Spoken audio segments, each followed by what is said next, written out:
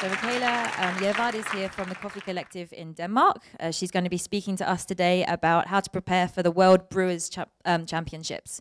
She is the Finnish Brewers Champion 2015 and 2016, and what are my words? Competed at the Finnish Aeropress Championships this year and placed second. So I'd like us to all put our hands together. Very warm welcome for Mikaela Gervard.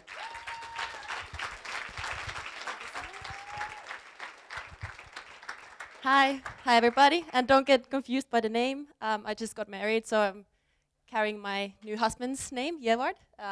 WALLGREN is the old one. But I'm very happy to be here today. Thank you for having me and inviting me. I will be talking about the preparation for the World Brewers Cup.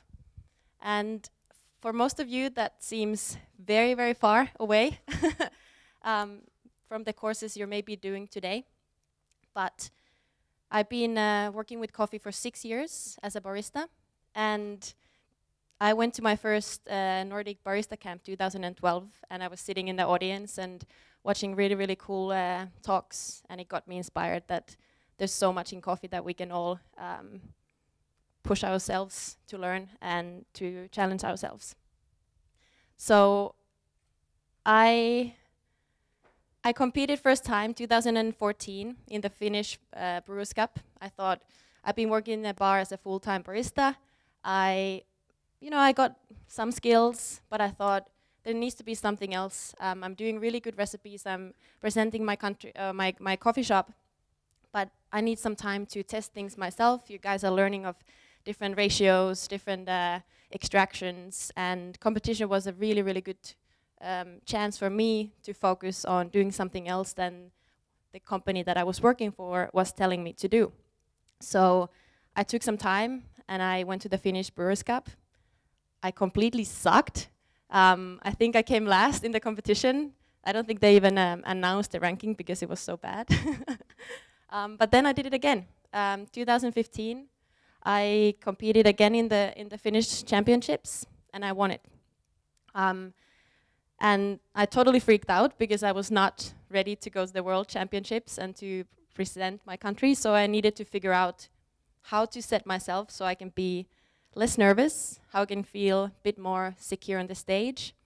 So I set up some, I guess a plan of how to go there. So this is what I'm going to share with you today.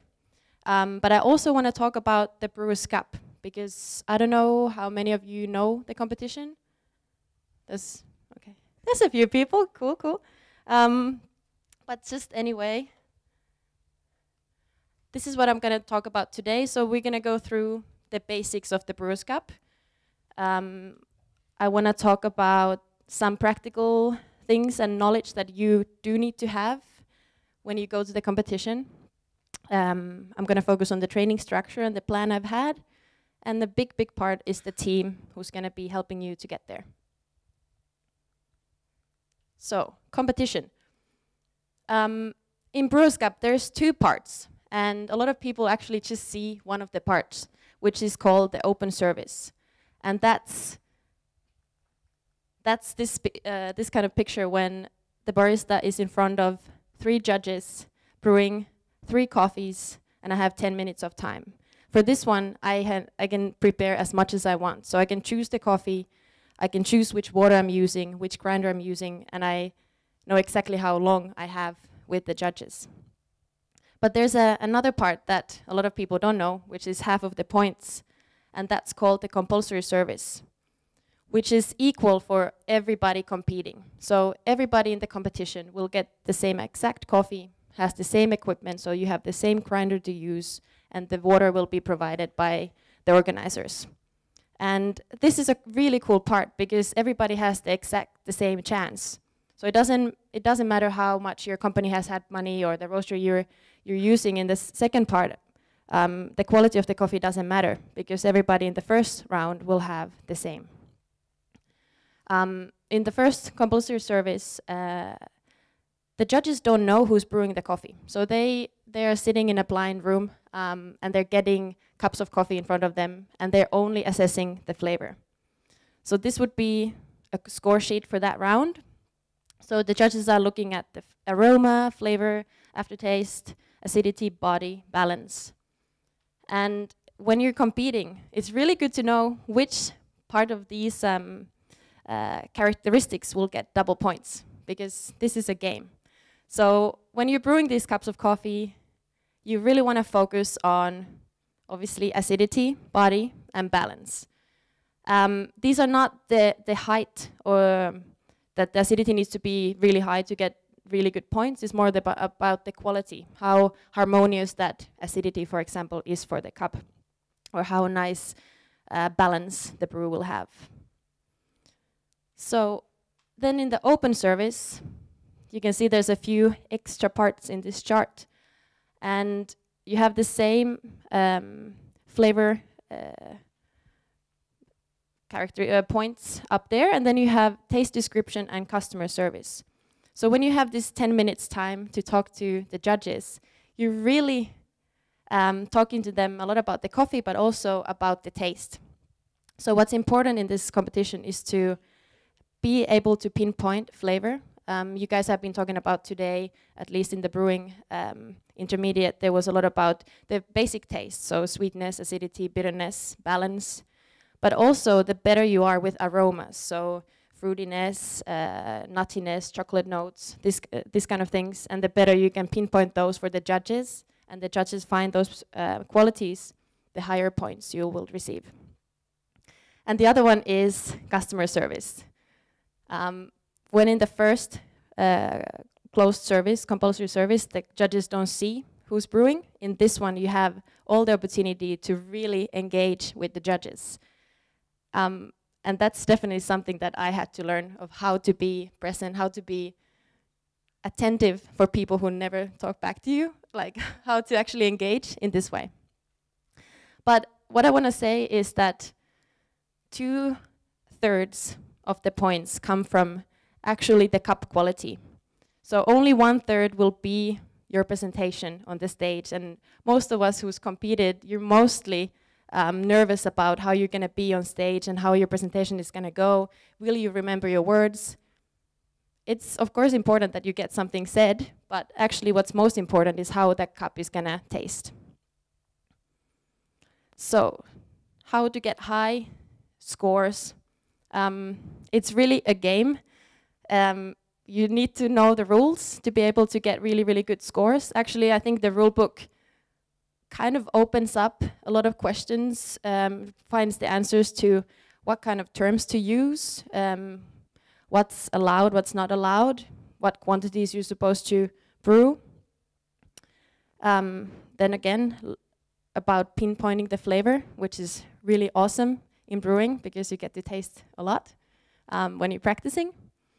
And then when you are on the stage and you're talking to the judges, you want to make sure that they don't leave and have a lot of questions of why. Why did she say that? How was that? Why did she choose to brew it this way? So in my mind, make sure to have a speech or content that is already covering all those whys that the judges might present.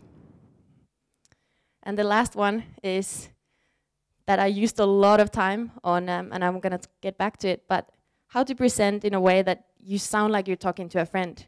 Because for 10 minutes, you're talking to these 4 faces, there's a head judge as well, and they're just staring at you with score sheets. So how to make this speech sound like you actually have a relationship with these people and they're excited about what you're going to say. Because if I just have this preaching kind of a talk, nobody wants to listen, but if I can engage with them, get them excited, it's going to end up both better for me. They're going to maybe smile, we're going to have a good time, and hopefully the points are going to be higher. So when there's a presentation, there needs to be some content, because the content will be judged and you need to cover certain areas in a Brewers Cup. But there also needs to be a red thread, because you can go on the stage and just say all these things that need to be said, but it needs to relate to you, so it sounds more authentic and your brewing personality, or how do you want to call it, comes through. So when I went to the stage in 2016, I kind of wanted to appreciate what we already do in the bar, of just the kind of basic barista skills I had, and to think about that as a strength. Because I realized I'm not maybe the most innovative or creative kind of barista. I'm really good with consistency, I'm really good with routine, and that should be a strength too. So what I wanted to do was to bring that. So it was a lot about the beauty of and the strength of the everyday things. I brought a coffee that I've been brewing for 3 years in the coffee shop, because I think that it's exceptionally an amazing coffee from Kenya. And if I'm brewing that every day to my customers, it should be so good that I should be able to brew it for the judges of the World Brewers Cup. And what that gave me a strength for was that I knew exactly how that coffee can taste. I knew the flavor because I've been brewing it for so many years and so many times. So I've been brewing it on multiple different devices, different strengths, and different roast profiles, actually even different years, because I've been having it so many times. Also, it allowed me to have a really good farm knowledge, because it wasn't just a small quantity or small lot from a small farm somewhere. Our company has been buying this Kieni coffee from Kenya for 7 years. So with direct trade relationship, we've had a lot of knowledge from the farm. So I've just basically sat one of the owners down and asked all the questions that I could, read all the blog posts we have, just to kind of understand the farm and know the farm as good as I could. Then of course roasting, I work for a roastery, so I'm really close to the roaster. It's easy to learn what's happening there, but that's also, these are some things that you need to have in a presentation. You need to be able to tell these things for the judges, because it shows your professionalism. And then brewing. What I decided to do was to bring Kalita for the judges to drink. I think Kalita is an amazing device. It's something that I've been using in the coffee shop for the last 3 years, and I realized I'm so consistent with it. So I did try other methods as well, but when you're really strong with something, why wouldn't you bring that with you as an advantage? Routine is something that maybe you don't get to do every day in the coffee shop, because you take in different orders, you don't maybe get to brew so many coffees at a time, or something comes in a way. So routine is something that need to also maybe practice a little bit. But when you have a brewing routine and you're consistent with the way you pour, the way you measure, the way you move, it really, really helps. And then recipe, that's always good to test different ratios. But 16 to 225 mils is a really good to-go recipe for me. So then it's a lot about training and structure, and I think a lot of baristas who compete are a bit unprofessional, not really looking ahead of time of what's to come, what you should be doing, what you should be organizing. And you come to the competition, you're like, oh, fuck, I don't have a grinder. Oh, where's my device? What is that water? So I think there's a lot of professionalism that we can bring to the competitions. So that's something that I focused a lot with. I basically divided my training to these 4 parts. So I would only train one part at a time, because if you kind of collecting them all, you're gonna mess up with one, and then you can focus on the other one because you already messed up. So it was easier for me to go to training and do just workflow. So basically have 3 coffees in front of me, just from start to finish, brew and see how I'm moving, so I get more routine and my movement has a meaning and intention, and it looks like it's flowing. Recipe was of course testing of should I do coarse or should I go fine, or should I was sieving fines off from the coffee, so should I sieve more, should I sieve less, how do I do all these things? I'm gonna go to presentation next, but exercise, maybe that sounds like a weird thing to have, but when you're really, really nervous, you should exercise, because that really helps you to have more oxygen in your blood. You feel more grounded, you feel more strong, and you just really feel less nervous. So I had to exercise twice a week, sweat a lot. It really helped. When you're only thinking about coffee, you need to stop that too. So exercise was a really good excuse to not think about coffee. But presentation, I've been asked, how about the nerves? Like how can you get over the nerves? And you don't. You just get a bit more used to having them. So for me, a lot of repetition would help with that. So I would again and again brew the same. I think I've brewed 40 times for the World Championships, the same whole presentation, again and again and again. Because when you know that you're optimized with some of the things, it's just gonna feel that you got it. Even though your brain is gonna shut down for a while, your body still remembers what it's doing. So it brings you back to the moment. Again, about the dialogue, it needs to sound like we're here together. So I needed to keep the eye contact and the judges focus on what's going on. And something that is really, really helpful in presentation is feedback. So every time I would gather my coworkers and my friends or my bosses to watch my presentation, to train, I would get really, really valuable feedback from them. Was it about the way I said something, if I wasn't clear enough, or how the coffee was tasting? Maybe I got some new taste notes that I haven't thought about but made a lot of sense. It really helps. You just have to repeat and repeat and get the feedback, and it also helps you to be more open for the feedback later. So I had a proper schedule. That's the 4 weeks leading up to the World Championships. So you can see that I had speech, routine, there was a mystery coffee, how to dial in really, really fast a coffee you don't know.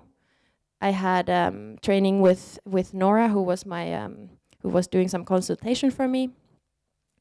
I had presentation for the Coffee Collective owners. I had a presentation for our staff. I had a presentation for friends. And then I had time off.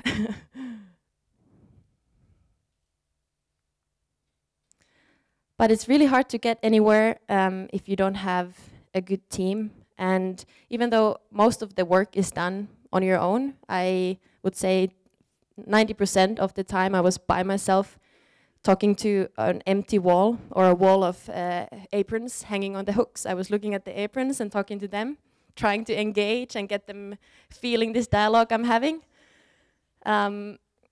It's a journey to learn. So I would say that if you're interested in competition, don't think about just the winning, because it's all the other things that you can actually bring with you back to work.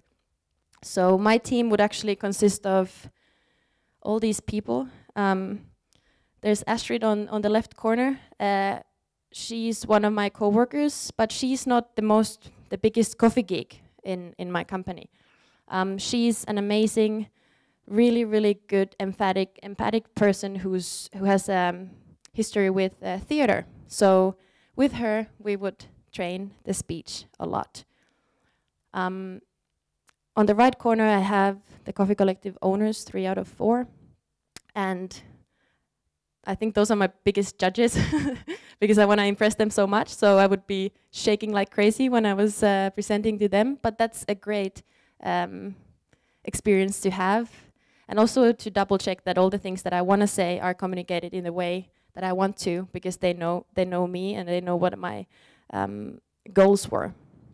They would also be able to tell me more about the farm. They would also be able to taste the coffee better or more diverse way that I would by myself.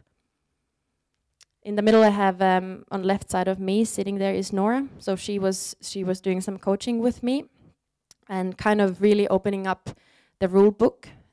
She knows the Brewers Cup rules really, really well. So we would use actually a lot of the time just reading the rules, double checking that the things that I was doing would be allowed, and also that they would get the best points available. And it also really helped to have somebody international that I don't work with every day to taste the coffee and listen to my flavor descriptions, because it's good to brew to international people, because we don't always refer to the same taste in the same way. For me, blueberries are different than somebody living more south because they're more sweet. For me, they're super acidic and exciting. So it's important to be able to find a way of describing it so we all understand what we're talking about. And then helping hand. A lot of my co-workers were amazing to just actually do the practical things, like bringing my grinder and my coffees to Dublin, or when I was freaking out of going to the finals, I needed some help to just clean up the equipment at the spot. But this is to say that there's a lot we can receive from others, and it's always good to keep an open mind for other people's comments, because that's the way you can learn the most. If we're very bad at listening to other people's comments, you feel like you're hurt or they're judging you, you're not really gonna develop if you don't take those into consideration. Yeah, I think that's about it.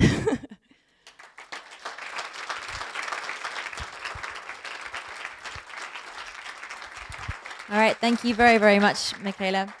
So I guess we can go take a seat on the sofas and then have a little chat.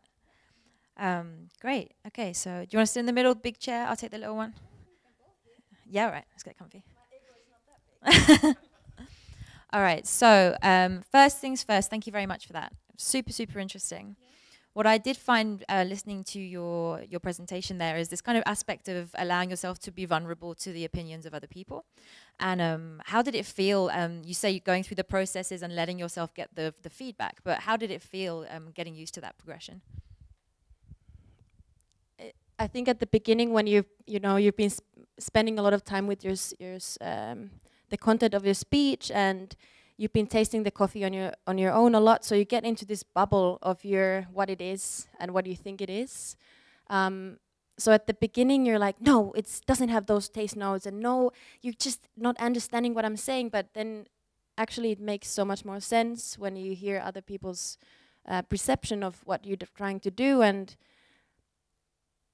just, yeah, it's kind of like also sometimes you need to give feedback for yourself. Like in a competition, it's good to film yourself while you're preparing some of your rounds, just to look at yourself, because you can have all these feels that how you think it's gonna look from outside, but then when you look at yourself on the film, you're like, oh no, I need to develop in that too.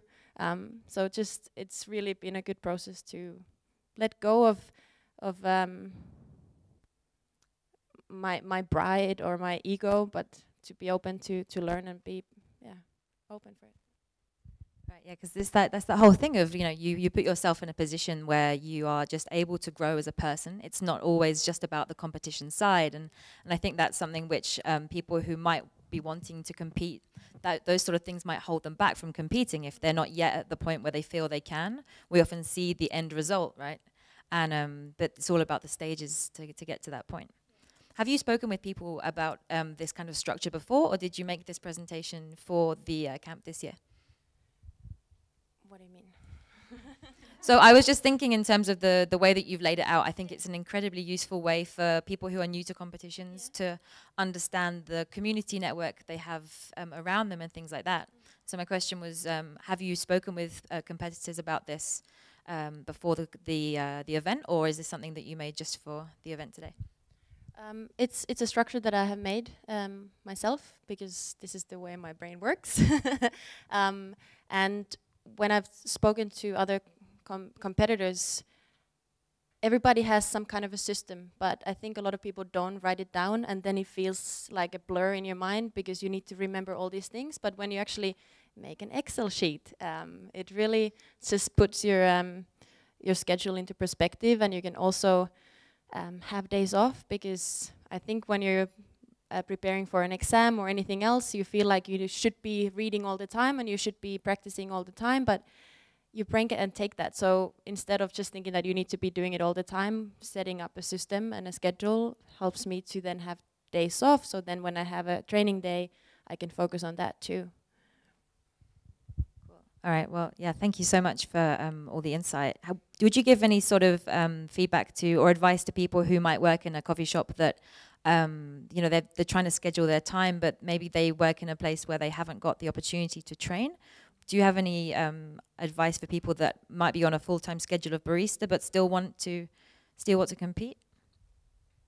I think that's really tricky because you know, coffee shop work is very challenging on your body. It's you need to be in service with the customers all the time, so you feel quite drained sometimes after work. But I think because this time is for you, so I would have to go to the bar after they had closed, or I had closed myself to go there and do it on my private time during the evenings.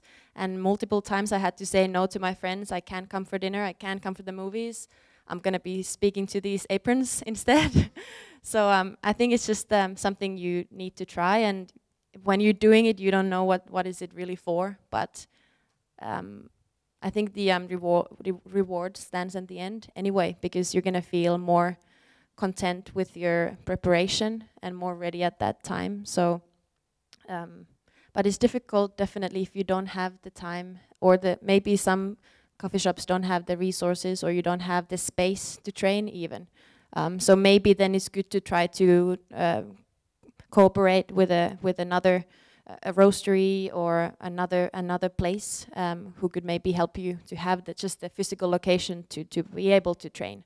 And then just, you're also representing your company, so the company you work for should have some motivation to send you into competition. So I think it's a lot about communication, also ahead of time, not on the last week before the competition, but maybe planning a little bit ahead. They should be able to support you. Fingers crossed for sure. Does anybody in the audience have any questions that they wanted to put to Mikaela? All right.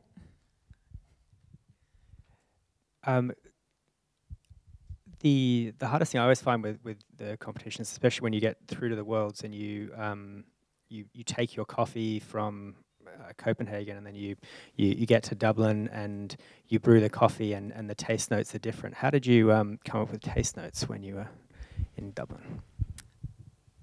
And definitely when you've been tasting it so many times that you're kind of blind to it too. I think you need to just really trust your gut and what you've been tasting before.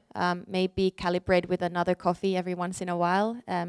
If you taste only Kenyan, it's good to have a Brazilian in the middle, just to kind of balance your palate. But it is a lot about tasting it every day to make sure that you have the day's description, because coffee changes after the roast dates. I've kind of figured out that for filter coffee, it's really good to let it sit for at least 2 weeks. In the competition, my coffee was 16 days old, because then I feel like the flavor doesn't change so much. It's more stable. Of course, there might be little differences, but it's more stable at that point. Did you bring your own water for competition? Yes, I did. That was one of the parts that I felt comfortable with, was when you know your coffee and you know your water, you know your grinder. I brought 20 liters of reverse osmosis water that I'm used to having in the coffee shop, and just hope that they don't leak. Yeah, but I did.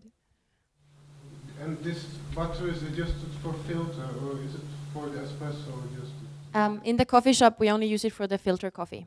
Yeah. I would like to know, when you have to do a speech in one language and after you win and you have to do another speech in another language, how is it? How easy it is, or how hard it is?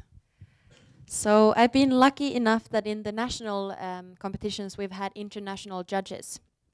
And because I'm from Finland, but I work in Copenhagen and I use English a lot, I was actually nervous if I have to have a speech in Finnish, because my coffee language is English, actually. So I've been lucky to have international judges coming to Finland and judging there. So I've been able to keep the English as the language that I've been able to train with and then use. But I can definitely see that when you're using another language in your daily life, and then you need to present in a second language, it has another level of intimidation because you're not used to having that language. I know you're allowed to use your own language even though the judges are international. So maybe, or you can even have a translator with you in the competition. So that should be, you should be able to feel free to use that.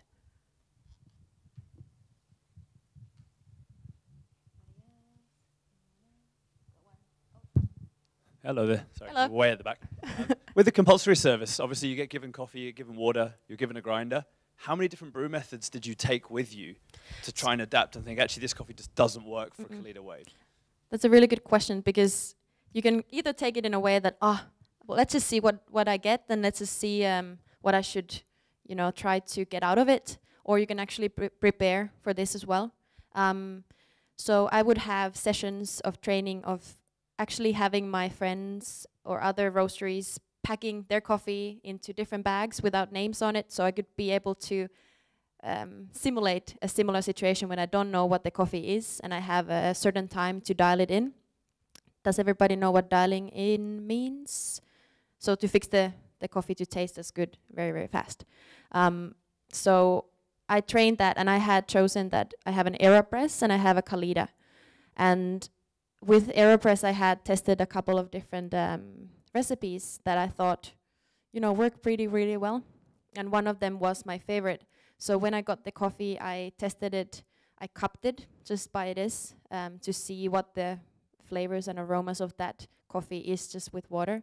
And then I brewed it with the Kalita, with the Aeropress, and the Kalita went to trash and continued with the Aeropress, and just to try to get the grind size to match my recipe really fast.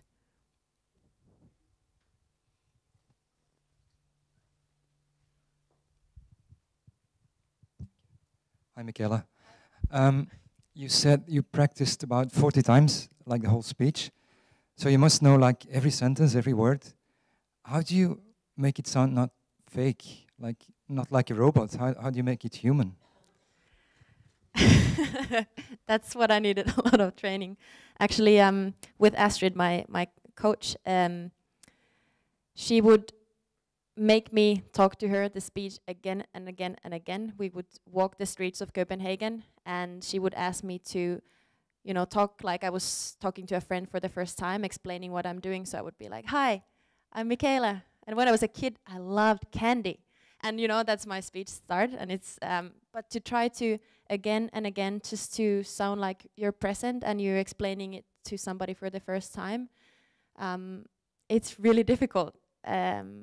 And a lot of it is about the way you use pauses and the way you use your voice, because if I'm just lecturing, I don't really think, I'm just trying to get it from my memory and just saying it. But when you're talking to a friend, you wait for their response, you wait for their reaction, you take a breath. So I think it was also important to take those into consideration to the speech, that is not just this long list of words that I need to say. Maybe cut those down a little bit and fill them with pauses, because then it sounds more authentic and more present.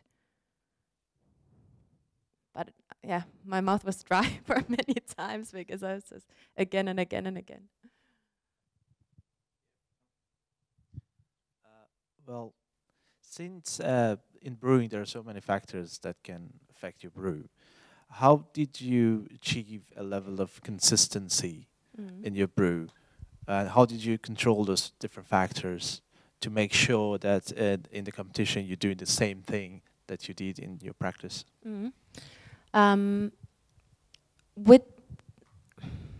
So because I knew the water that I had, I brought a grinder that I knew that I had been using multiple times before. So those things really helped. And because I had been using the Kalita Wave many, many times, and already before competition, I've been kind of thinking of how I'm doing this. How am I pouring? How high up am I pouring? Am I tilting the kettle when I'm going to one side of the coffee? I'm using a little flow restrictor in the kettle, so that helps me not to be able to, pour too much. Kind of canceling out all the variables helped. So I would also film myself and just film the way I was pouring and have those friends looking at only that. And you think that you're very consistent, but then somebody's like, actually, did you notice that you went faster around? Because I had like a continuous pour. So I was going faster. I didn't notice that myself because I'm focusing on multiple things. I'm speaking and I'm, trying to do all these other things that then when you have that comment from somebody else, you're able to reflect and, okay. And then next time when I did it, I could focus on that part instead and making sure that I'm having a more routine pour. Does that, yeah?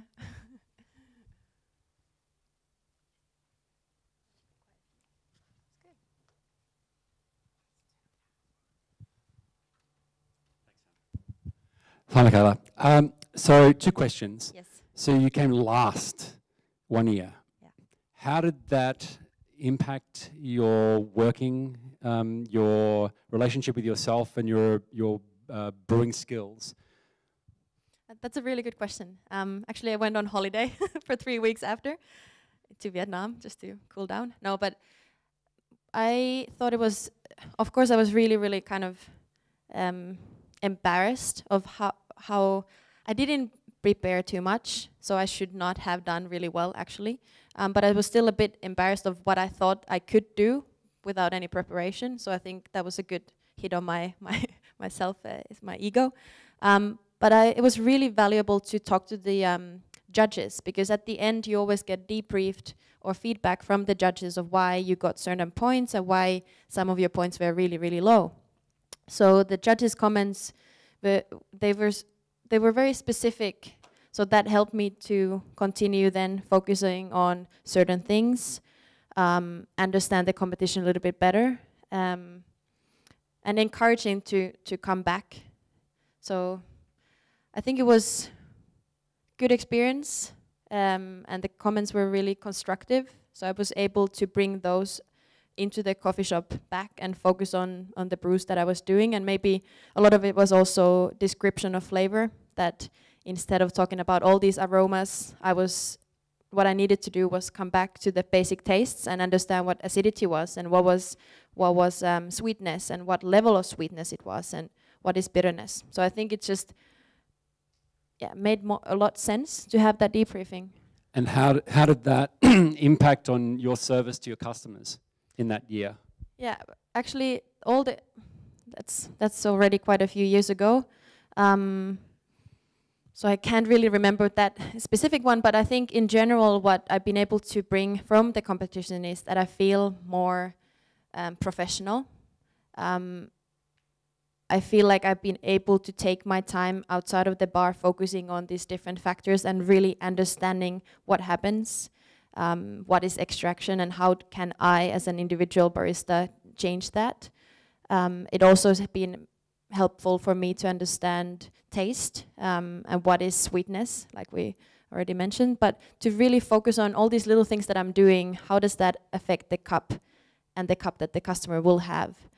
And I think also it's been good to brew and talk because in that way I'm more used to, lifting my head and being able to communicate with the guest. And because it was a coffee that I used in the bar, the customers hear a lot about Kenya, a lot about the coffee that I've been using. So I know so much about it that I'm very excited to share. I feel connected.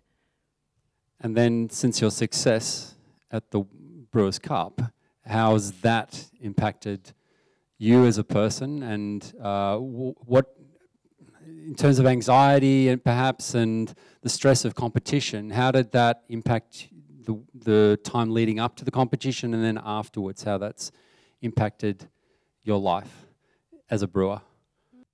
Yes. The benefit definitely is that there's many faces that I've already met around the world because you've attended some workshops or competitions, so my network is huge, and that's the biggest gain, I think, that you get to meet super cool people who are doing a lot of the same stuff. So that's a big gain. I think sometimes, you know, when a customer is a little bit looking down on you because you're just working with coffee and you're just in the service industry, I think the competition and the competition success has given me, I don't know, some kind of a backbone that I know what I'm doing. I don't feel defensive, that I need to defend myself, that I'm actually good at this, but I know I'm good at this. So it's also validation from our industry that I did well, that I'm good enough, I'm a good barista. So I think that's helped me to be in the bar, and also all the feedback that I've had to, but I also have opened up myself to, has made me less defensive in that kind of customer interaction. When the customer doesn't like the coffee, it's okay. I'll just make something else, and I try to talk to them of what they would like instead. So I think it's also taken some of that kind of sides down and made me a better communicator in the everyday bar.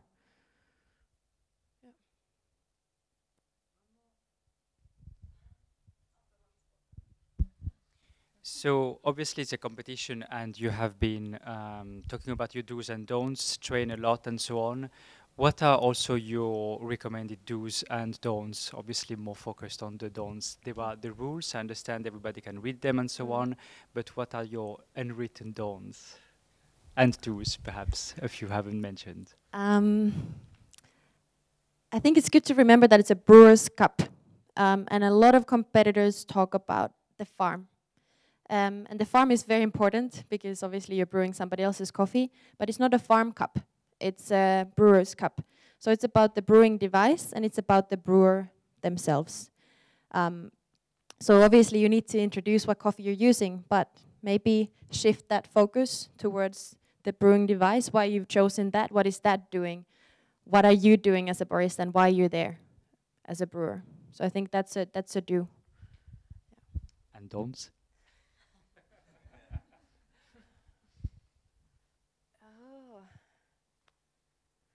I think a don't would be that you don't need to create a new wheel. Like, you don't need to create a new device. You can just go with your strengths as they are. Like, don't be so afraid that you don't know what you're doing, because if you're already working as a barista, you know so much. You have a routine most likely, and you can just fine tune that. So don't be too afraid. All right, give it up for Mikaela Gervard.